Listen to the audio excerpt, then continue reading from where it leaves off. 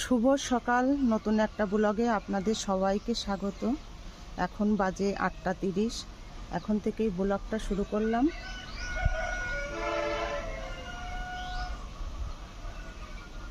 মাংস তো ঘরে প্রায় রান্না করা হয়। দেখেন তো আমি যেভাবে রান্না করি এইভাবে আপনারা কখনো রান্না করে খেয়েছেন কিনা? আমি মাঝে মধ্যেই রান্না করি, খেতে কিন্তু বেশ ভালো লাগে। গোলমরিচ, এলাচ, কাঁচামরিচ, শুকনো মরিচ, বাদাম আর রসুন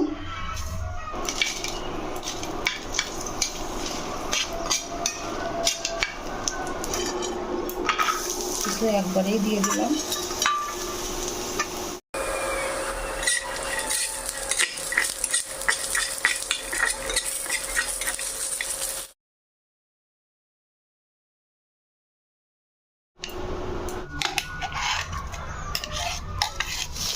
একটু বেশি পরিমাণ পেঁয়াজ দিলাম, পেঁয়াজগুলোকে লাল করে ভাজবো। আদা, জিরে আর শুকনো মরিচ একসাথে করে বাটা দিলাম 5-6 চামচ।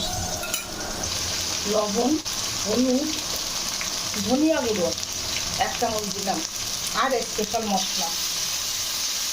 সবগুলো একসাথে খুব ভালো করে কষাবো।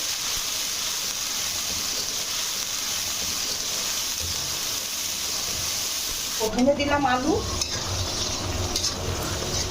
এরপর মাংসগুলোরে দিয়ে দিলাম।